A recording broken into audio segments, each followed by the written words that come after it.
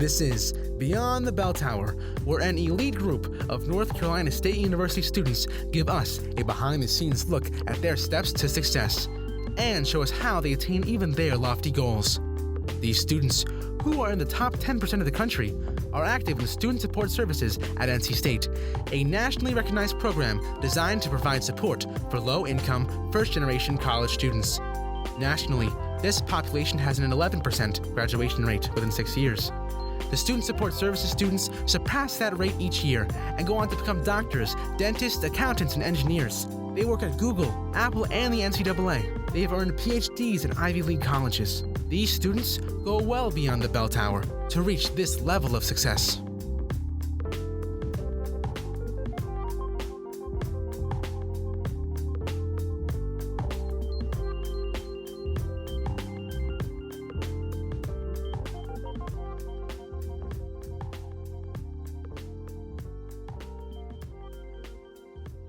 Hello, welcome to Beyond the Bell Tower. This is an extremely exciting episode because we have with us Jelina Gatlin, who may be the youngest person to attend North Carolina State University.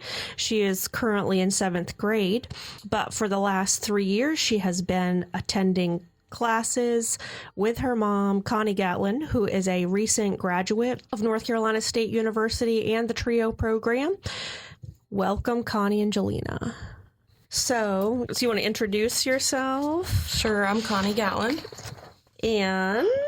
Former NC State University student. And you're graduated with Horticulture Science? Yes. So we wanted to talk to you, Connie, because you graduated with a bachelor's degree as a parent, and only 33% of parents actually graduate with a bachelor's degree who attempt it. So that's pretty exciting for you. Wow. Does it feel like a big challenge? Like from your experiences, could now you that it's say? Done, no. But during, of course, yeah. Yeah. I mean, do you understand why it's so difficult? Oh, definitely. Definitely ran into obstacles. Some that you know of, trying to get tests done or finals done and having her homesick or having school off and then me not having school off. So definitely obstacles. And, of course, cash, which is always the issue. So. Right. Yeah, because that's the thing with financial aid is it covers the student and not the student's family. Yeah. Yeah. And then the textbooks, and I did landscape design, so all the art supplies, that adds up really quickly as well. Mm-hmm. And, of course, just needing to actually, be a family and have food and clothes and everything else during the school year. Right. And that's the other thing. They say one of the issues of why students don't graduate is because parents work almost full time, where a traditional student may just work 10 hours. Yeah, I was working at one point for 3 different employees just so I could get enough hours. And you're not even supposed to go over 30 hours. So that was difficult to try to make it work so I could get in more hours and not have it be noticed that I was working over 30 hours. Right. So. Right. And then you worked 365 days of the year. Yeah. For and one the job. greenhouses as well. Yeah. Yeah. So what did that feel like, Jelina, with your back? Because you would go to the greenhouses like on Christmas Day and stuff like that. Yeah, I would help her water. It was really cool to go to the greenhouse because it was so different, during the day, during the week, there's a lot of people there, but on the weekends, when we water and stuff, there's not a lot of people, and it's really cool to explore the greenhouses. Oh, that's cool. So you didn't mind having to go on Christmas or? No, that got annoying on Christmas, but it's fine. She got used to it though. Yeah. Because after a while, she'd be like, okay, so we're going to do that before we do anything Christmas related. I'm like, yep. A few hours of watering. Yeah. First. Yeah. I mean, you've already started working being young. So, yeah. When's the first time? Yeah. Because how old was Jelina when you first started college? Connie? Goodness, what grade were you in? Trying to think. Second grade. I was in 2nd grade when we moved here. Second grade. NC State. Tiny. But when did you first enroll in college? Did you enroll right after college? It was a year before that, and then I kind of went part-time and worked and and eventually transferred here. So I would stay with my grandmother a lot when my grandfather went to work. Oh, okay. before That we was a moved lot here. of fun. You're right. Right. So you were with family to help out. Yeah. Yeah. And then when we moved, that's when it became difficult. She just went everywhere I went. Right. Right. And that's a couple of things I wanted to talk about today is how it's important for a university community to understand that students, children are going to have to be with them on times. Like there's no other option. And some, I mean, when I first started, there were some professors, actually all my professors were really great when I first started. They didn't mind having her in there, but I was lucky. Jelina would sit still. There are some kids that will not sit still for a few hours. I guess she was just used to it. But also there were professors that would allow her to take part in the class. There were professors that would allow her to kind of sit off to herself. I had one professor stop class to tell me, she's watching something on the laptop. I don't know if she should be watching that. And I'm like, no, that's fine. It was a mermaid show. He's like, oh, I just saw some skin or something. So I'm like, no, she's fine. So, I mean, there were some really great professors that, would just allow her to do anything. She even went to a lab, but she got grossed out because she had to sit outside for that. I mean, there were so many great professors that allowed a lot of things they probably shouldn't have allowed. But, you just got to make it work. And she behaved herself. That was the only thing I always told professors. If she starts making sounds or anything, we'll leave, I'll miss class. There also are classes that I did where they would have it online as well, so everything would be recorded online, so I could go back and listen, which was really helpful. Mm-hmm. Really great tool. Right. So I think that's the big thing.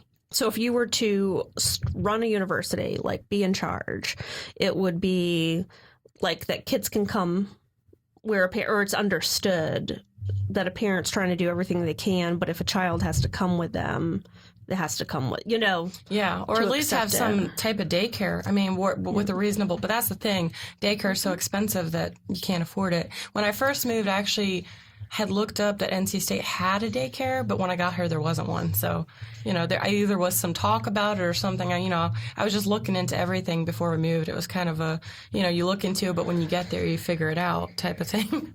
So actually, they did a study. There's a big thing they're trying to do because now over a quarter of college students are parents. So there's this, a quarter of the population has children while trying to go to school full time.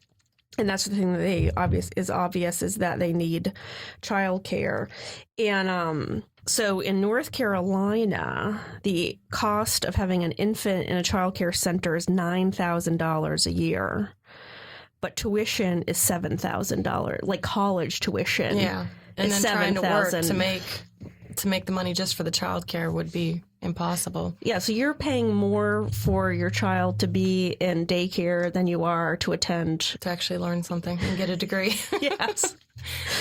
So, I mean, that's a big deal. So how could anybody expect a full-time student to have money to pay $9,000 for childcare? Yeah. A great idea would be to have the education department that wants to work with students to have a program for them to help out and maybe, do tutoring or some type of daycare or some type of educational program for students at a discount. Mm-hmm. And then they get experience and volunteer hours as well. Yeah, because I know a lot of places do that. And another thing that campuses do is they have a co-op daycare. So people, like with a co-op, is like you'll volunteer so many hours in the daycare, and that helps pay for your child being there. Yeah. And so then you have all these parents like so that even cuts down the cost. Yeah, of daycare. It's a great idea. Mm-hmm, mm-hmm. And I think also it's like with night classes or taking tests or studying, you need a daycare at all different times, not just a 9 to 5 daycare. When we lived at ES King Village, there was another woman working on her degree with a boy about the same age. And so whenever I'd see her on the bus with him and I would be heading home, I'd say, just let him come back home with me, let him relax. And they would play. So, I mean, that was great. She watched Jelina a couple of times as well. So it was helpful. I mean, but, you got to kind of build a relationship, and when you're busy with school, that's kind of impossible with school and work. Right. And actually, that's a good point, because how do you build a community when you're busy in school and than doing parenting. Yeah, and when they're real little, I mean, you don't want to leave them just with anyone. I mean, you don't when they're older either, but Yeah. scarier when they're smaller. Yeah, no, for sure. Because the big thing that's going on, I have the handout with the government right now, it's called childcare block grants. And that's where states can apply for money to then help subsidize childcare. But in North Carolina, the law is they don't have it. You can only even be eligible to apply for it as if you're in community college, not in undergrad. What do you think about that, Jelina? You just had a big facial expression. I thought that's kind of weird. I think even if you do get into a good college, I mean, I'm not saying that there's anything wrong with community college, but if you do get into a college with a grant or something like that, of course. Like a scholarship? Yeah, scholarship. If you do get into college with a grant or a scholarship, you might have had that for like really good grades in school. It doesn't mean that you will have it any easier than someone going to a community college. Right. And sometimes, too, with an undergraduate degree, especially like NC State, and especially in the sciences, like with horticulture science, the classes are really extensive because how many hours outside of class did you have to spend like on landscape design and horticulture classes? I don't even know. I didn't even count hours. I mean, as I told Jelina, I would just work on projects and they would never be done in my eye. So it would be, until 10 minutes before the class, maybe all night, so it was a lot. Jelina knows. Lots of weekend work on homework and some online classes I literally only did on the weekends so that I would have enough time to do all the classes I wanted to do. Mm-hmm. Now, how did you manage the school days with your class schedule? Like, how did you register for classes around her school schedule? That is why it took me longer than it should have, because I made sure I could get her to school and then get myself to class and then be there to pick her up. So and then she did at some point, I don't remember what year it was, but she did have before care and after care. So I'd drop her off at 7 and pick her up at 6. That's a long day. Was in fifth grade, I think. Because what did you think of before and after care? Before care, it's kind of early, so it's a little dark outside. It depends on, if the days are shorter or longer. So if the days are shorter, it's, kind of dark outside when you go there. And after care, I had a lot of fun. I went with some of my friends. But towards the end of the year, my knee dislocated, and my mom had to, help me. So I missed, a lot of school that month.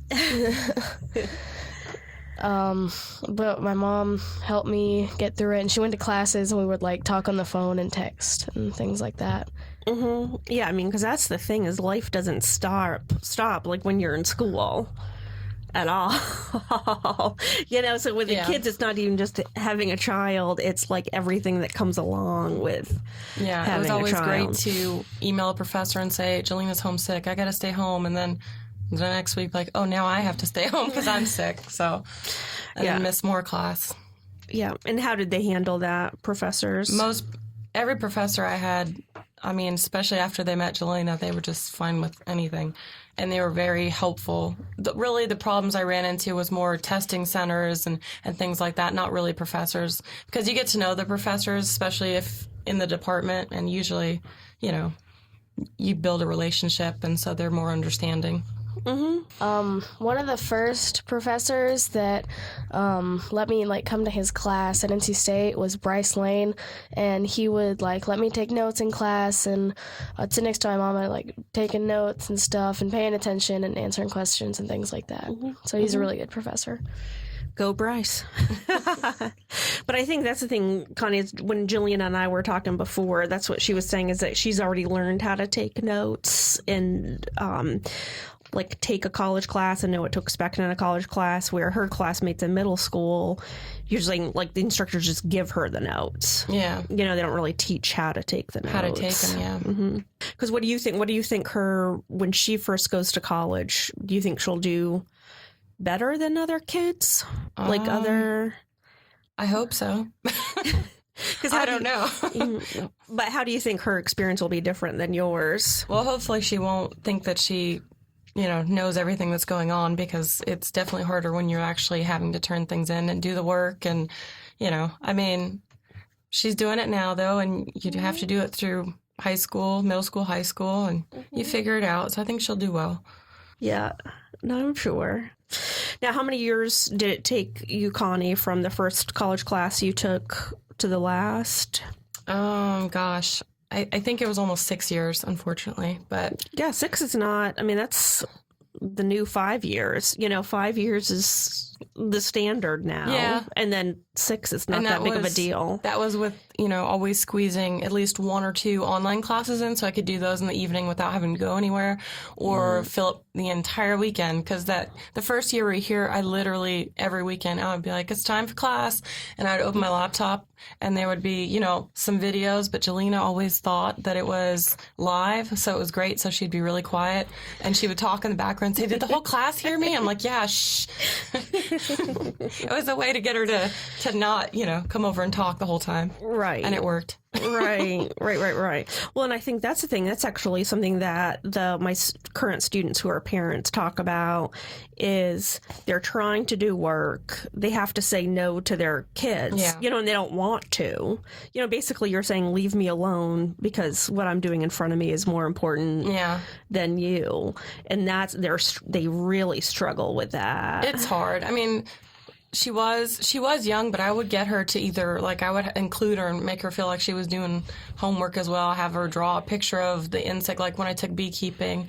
And in beekeeping, actually, she did all the hands-on labs with us, and the instructor had a miniature beekeeping suit for her. Or I'd set her up with something that I know would give her hours of play, like sand. Yes, it would make a huge mess, and I'd have to vacuum everything up after, but I mean, hours worth of play would be worth it. Right. So you just got to find things so that you're not feeling that guilt. I mean, I felt it too, but, so they're busy and they're doing something while you're working. So it's almost even like you're just in the same room. Yeah. Yeah. Because what did you think, Jelina?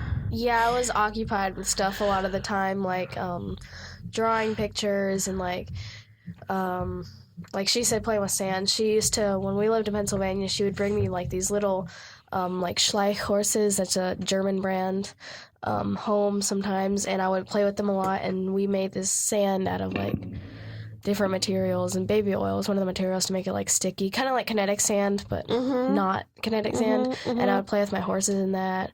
Or are you into slime? Yeah. I think every middle schooler is into slime now. Yeah. But I didn't have a dog for a long time, and I wanted a dog for years and years. And but before that I had a hermit crab every once in a while. My mom would give me a hermit crab and I would make little obstacles for it, and it would go around in them. But I remember when I got my dog, so I was with my grandparents for a while in the summer, and I came back. My mom was like, we're gonna go somewhere, and she wouldn't tell me where. And then we got in the car and she told me to look in it back, and there was a leash, and then we went to go see the dog at the SPCA. But that was something too that I didn't want to do. I wanted to put on hold, but you can only put things on hold for so long, because otherwise her childhood, I mean, she's 12, so. Yeah, when I got a dog, a lot of times I would just spend so long teaching her tricks. I would do it and here, now you get this treat. And one of the first tricks my mom taught her was to bring her leash when she has to go to the bathroom, so she's not barking at us for hours. We were like, what do you want? Wow. Connie, was there a situation that you had a hard time kind of coming up with a solution to that you think another student may have? Yeah, I spent, semester or season, I would spend seriously hours on the computer searching for summer camps or yearly classes for her after school. I mean, it was a drag. I would have to take her there, but I did that. And Arts Together is a really good one. And Raleigh Little Theater, they have scholarships, and Raleigh Little Theater actually turns no one away. So even if they don't have the money, they don't turn anyone away. And, then it would be oh, she's got an hour here. And so I would just bring my stuff with me and sit there and study. So I just made it work so that she wouldn't be bored as well. And so she would actually be doing something versus just sitting at home or waiting for me to, finish studying. So there are things you can do to help them and to help yourself at the same time. So Connie, you basically, I don't even know when you slept. So here you are, you're doing all this, as a mom, then you're going to school full time. Because how many credits did you take per semester, average? Average was 12. There was a couple semesters I tried to be better than like 12, and it was hard. I think the most I ever took was 14. Yeah. So, and then you worked 365 days out of the year. Yeah. Do you know how amazing that is? It doesn't, I don't know, it doesn't feel like it. Just feels like you get through one thing at a time. If you just set everything up as one task, kind of makes it easier. But I mean, I know it's like, it's exhausting, and I want to say it's like, it probably sucked when you were in the middle of it. It did. On my agenda, I would literally have everything written out, like literally pick up Jelina now for this hour. So everything was just planned. And that was the thing. I mean, and of course, I didn't follow it, to a T. There would be times where we would be eating dinner at 8 or 9 or whatever, or, just trying to make it work. But I mean, that's how I got through it, was just one thing at a time. This needs to be done for tomorrow. This needs to be done for this hour. Are you proud of yourself? I mean, yeah. It doesn't feel as, look, now that it's in the past, it's like, oh, it's done, just like anything in life. It seems like it wasn't that big of a deal, but at the time, it definitely was. Yeah, it is, though, a big deal. I mean, I want you to, well, I guess this is like my feeling, because how long have we known each other? 3 or 4 years? Yeah, I think 4. Yeah, 4 years. And that's what I would say is that in my like selfishness, I think you need to feel like really good about yourself because you've done more than most students. So when you say, yeah, I have a college degree, then there's this big, huge asterisk, that you worked so hard and you did so well raising your child. Well, that's the thing, though. I went and talked to you. Like, if people don't have somebody to talk to, when they're feeling negative or this or that, I mean, that's what makes it really hard if you don't have any support. I mean, of course, I had family and stuff, but nobody nearby. So, yes, I took up Sarah's office hours a lot and went and talked. So, I mean, even just about just feeling better, feeling like you said, like guilt, just letting that all go and kind of feeling better about it. Because I know that was a big thing too, is you being anxious about your class performance and grades. Yeah, always trying, but yeah, I did good in the end. And I was actually, which I don't know if I was supposed to, but I was telling Angelina about this, like the test anxiety that you had. Oh, definitely. And how you changing answers. That was my big problem, always second-guessing myself. Yeah, and then like with math. Oh, definitely, yeah. That was... And that was another great thing, taking a few classes at a community college, which, at my age with the people that are usually in those classes, there are some older, but usually it was very young, so it felt very awkward. But, I mean, just you do what you got to do to make it work. And I took math and chemistry at the community college and had it count toward NC State. And that kind of helped because it is a definitely slower pace and, you can talk to the professors a little bit more than, not to say you can at NC State, but there's, when there's 20 students versus 200, you definitely have more time. Right, exactly. Yeah, so it's like your college career, you just may do it differently. But that's actually another thing, like with group projects, because that's a big thing is like group projects and classes. And so you're in a group project with 3 other 19-year-olds. Yeah. How did that go? That was always the biggest issue. There was a couple of times where it was really, really upsetting to me because I had this one young lady who was just like, oh, my calendar's full. And I'm like, pull out mine and I see hers and it's like got 5 things on it. It's like gym, dinner. I'm like, you can't move the gym or dinner. And she's like, oh, no, if I don't go then, I won't go at all. And I get that. But I'm like, really? I'm like trying to make all this work. And then there was this other class that I actually ended up getting the grade off my record because I did get an F in it because the professor said that I did not do the group project because the guy I was supposed to work with could never meet when I met, and so he wrote the paper and turned it in. Right. And then after the professor talked to him, he said, oh, no, Connie didn't do any of the work, which I hadn't, but I had written my own paper, but he said he only graded the group project.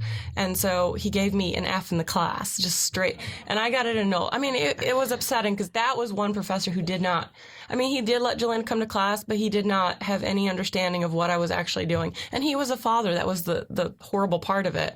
I mean, but he had no clue as to everything I was going through, trying to just meet up and work on a simple paper and get it done. I think I had gone 3 different times to the library and they were already done or packing up and gone, as a group project. So, yeah, there were a few times where it was frustrating, but you just got to fight for yourself. Right.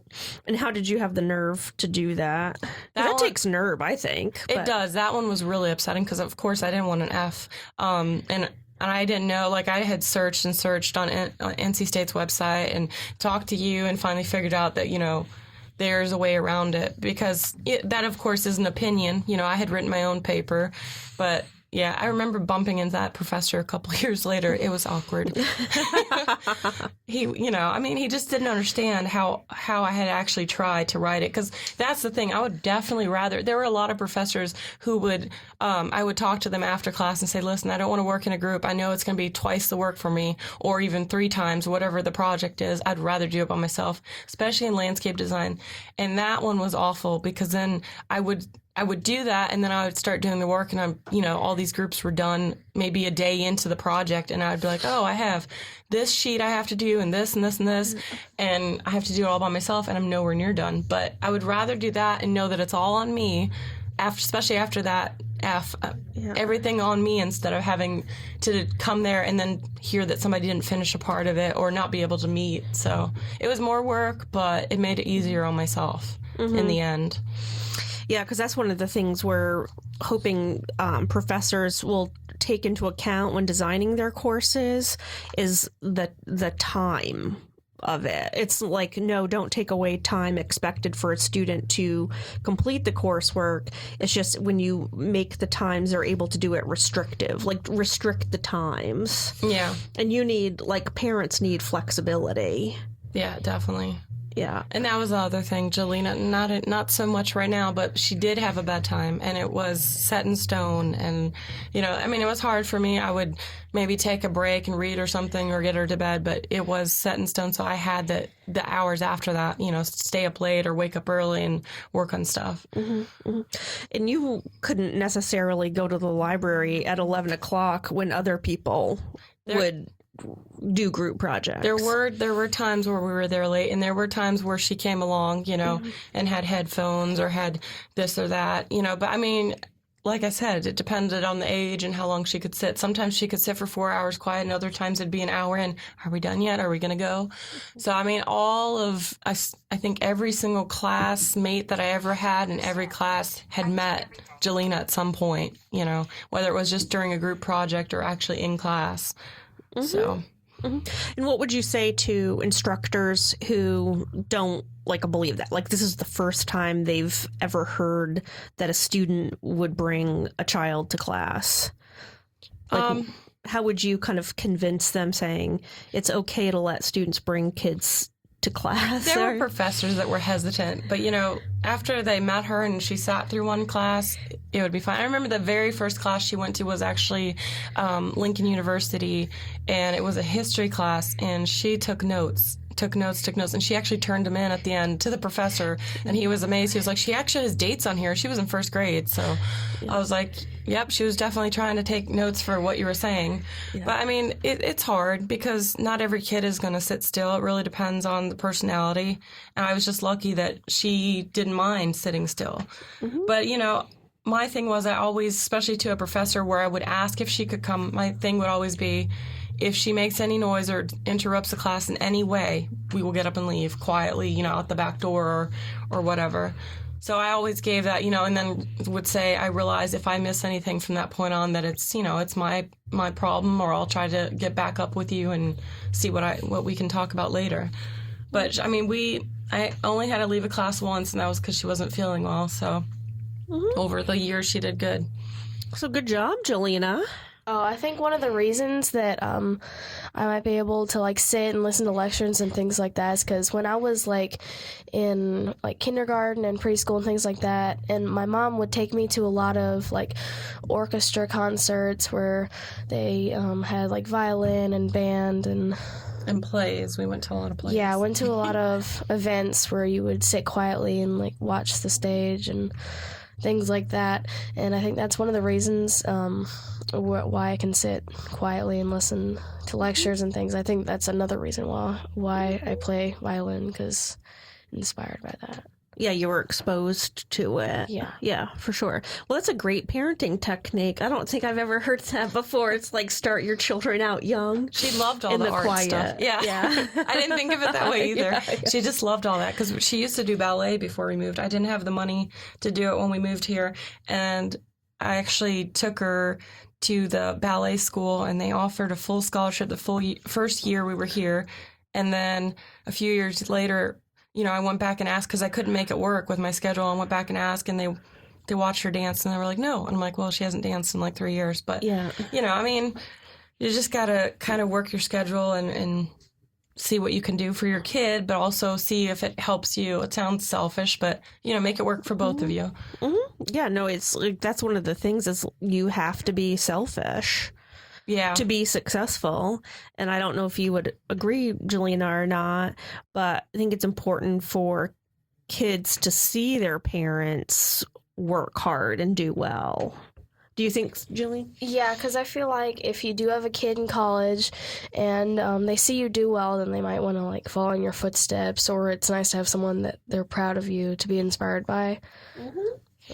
Yeah, because that's the thing is that Jelina is much more likely to go to college because, one, you don't even probably remember not living on a college campus. I mean, you'll spend the majority of your life living on a college campus. Yeah, she'll be like, that's easy. I did that already. Yeah, exactly.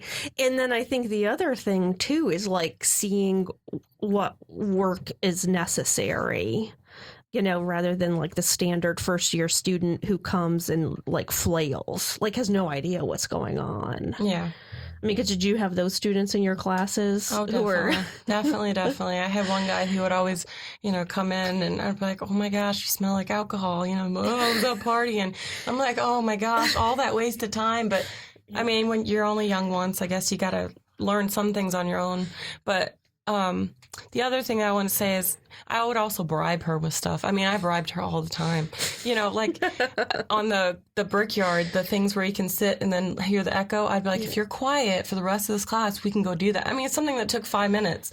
She'd be like, okay, I'm going to be quiet so I can do that. So, I mean, just it didn't even cost money. It was just a way to get her, to reward her for good behavior, I guess, at the end of the class and have her look forward to something. Or, you could get like a pizza from the cafeteria or something. Whatever I could make work to get her through it.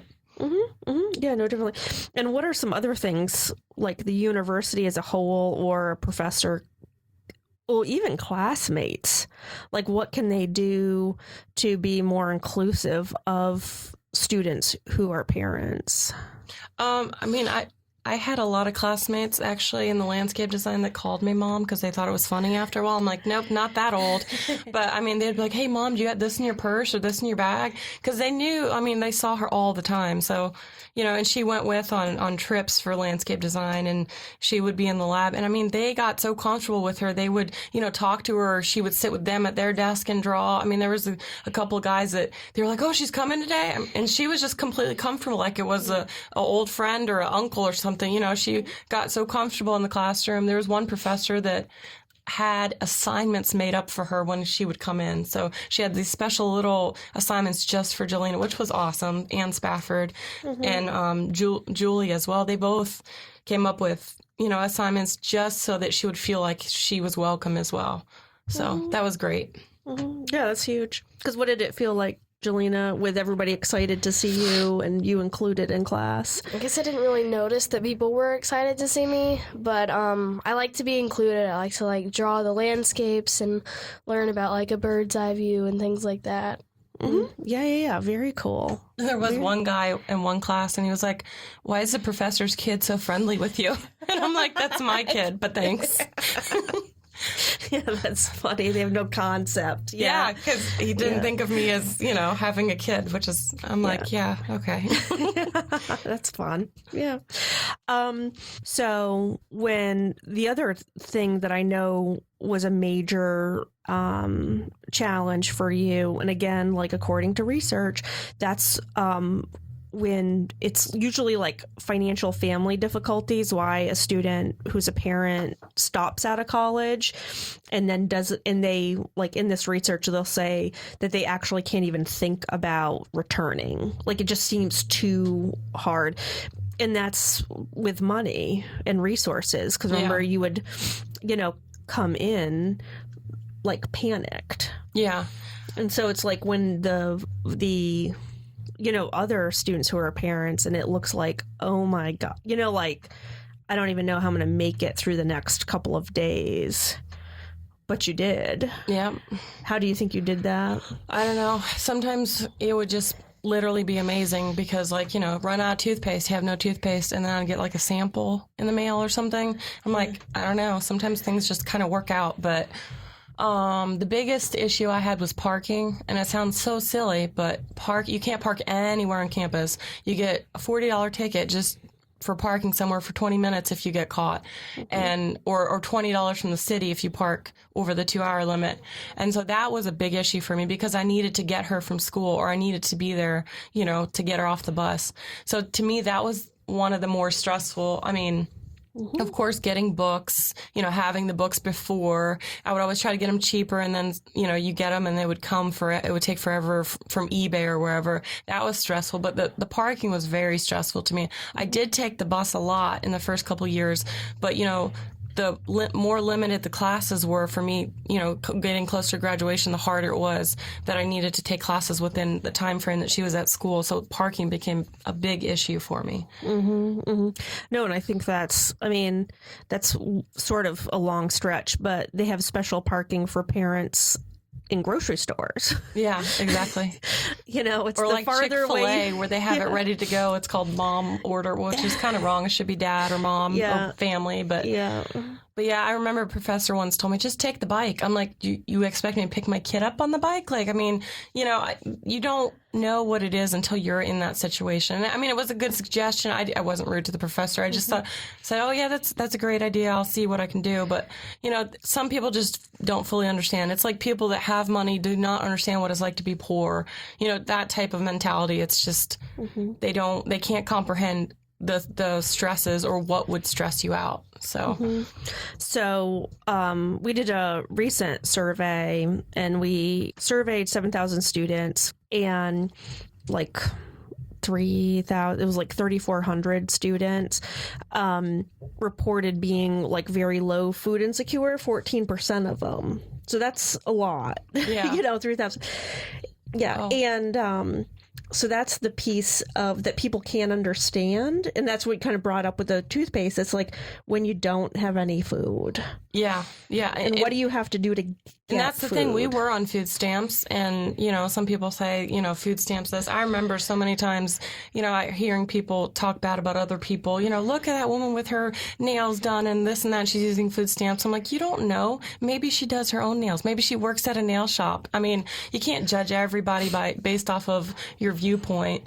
Also, then they would, see signs. I remember so many times on Facebook or just on social media in general, people saying, well, look, it says they accept food stamps at this restaurant, that restaurant. So I guess people are like, why, if they're poor, why should they be able to go out to eat? But realistically, if you're that poor and you don't have a kitchen, that's why there are those things. It's not so that poor people can go out to eat and feel like they're, having a good time out to eat. It's more because there are some people without kitchens, especially like on college campuses. I mean, we had a kitchen, but because we were in family housing, but there are dorms that, if they don't have a microwave, they might have a shared one somewhere, or they might have nothing. I mean, but and it's even difficult. Where did you get your household items, like pots and pans and silverware? And I mean, that takes money. That does too. And there's always good deals, but even if you can get good deals, you have to get there. So that was I never used it, but I know there were different places that would take, I think Trio did that too, take people to, like, let's say Kmart or Target or something and go shopping. Luckily, there's that new Target now. But I mean, yeah, every little thing is an issue that people don't think of. Like you're saying, pots and pans or actual food. I mean, and if you don't have a place to cook it, then you have to pay more for that pre-made stuff, which is all more expensive. Also, not as healthy, but it's all more expensive. Trying to eat fresh vegetables and fruit and stuff. And of course, you want to feed your kid that. All of that is way up there in price. You can buy, a lot of ramen or beans or something, but, you can't buy the stuff that you actually need. Mm-hmm. So, I mean, we used food stamps and we used the food pantry and we tried out a couple of different places, which always kind of felt demeaning to me when you I remember that one where you go and you sit and you listen to a church service. That part wasn't bad. It was the, I don't know, just taking stuff, like shopping without paying. It's kind of like demeaning.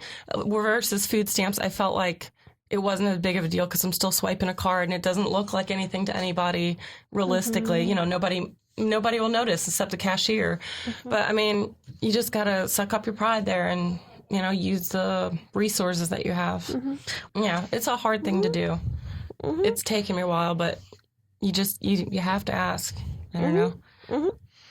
Yeah, and I mean, that's the thing. It's like when you asked, Trio for assistance, I mean, I was, if you hadn't have asked, I would have been horrified, And I'm just thinking, oh, yeah, what didn't you ask for? What should you have asked for? And, but I think, that's the thing is that people will do whatever they can for you.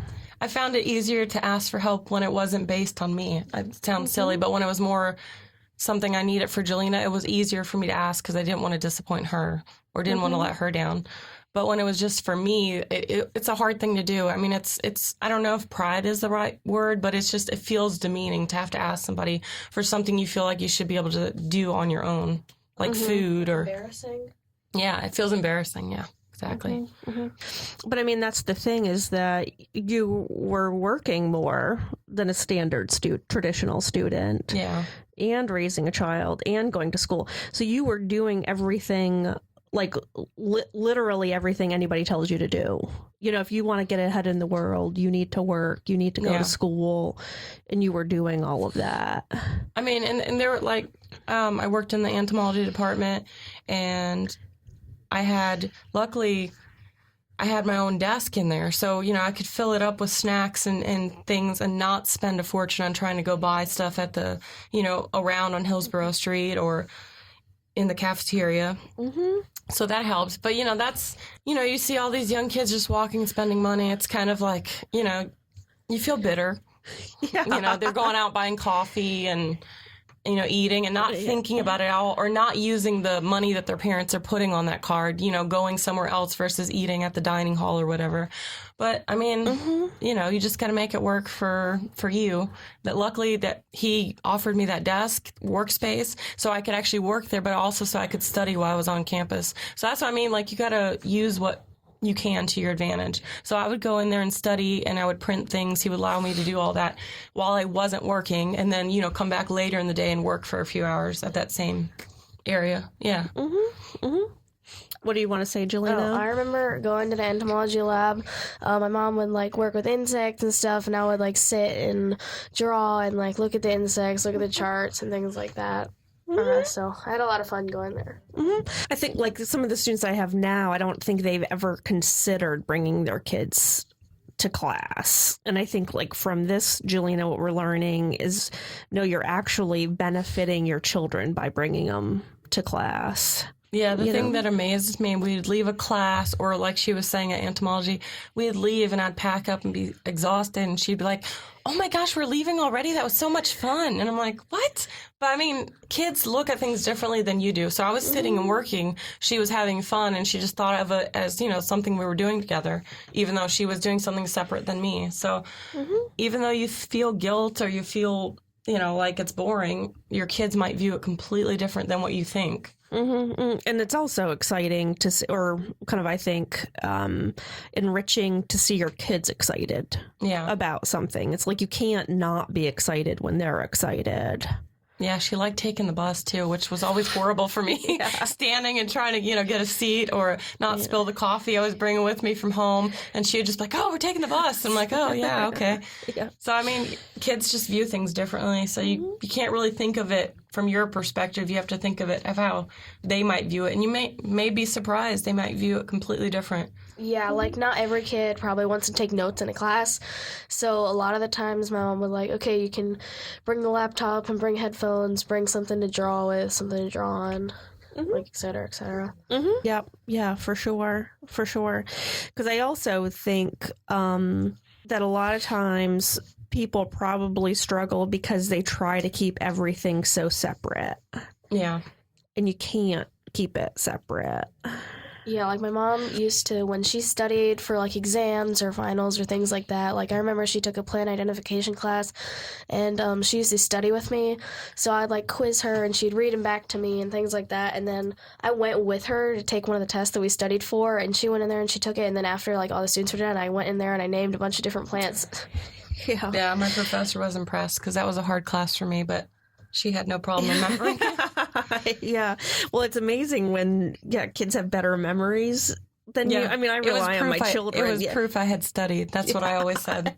Proof that I had actually done it. Yeah. If Jelina can take the test, then you pass for sure, or do a group effort. Yeah.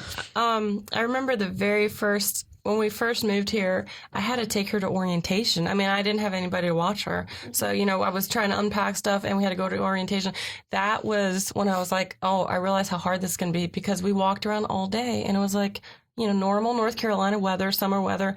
I wasn't used to it. I had long pants on, and I just remember feeling like I was dying. And she was like, are we done yet? Are we done yet? And we walked, all over campus. We did the dining hall lunch thing.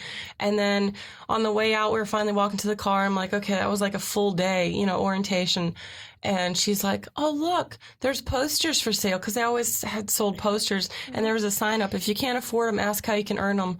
And she asked, because she wasn't shy back then. And they said, here, hand out these 2 stacks. And she did it all by herself. She was handing them out to students. And she was in 2nd grade. Yeah, she handed them all out and then earned herself a free poster to decorate with. But I mean, I was so exhausted, and she was, but she still wanted to do that. So there's always fun things that you wouldn't even think of that your kids want to do on campus. Yeah.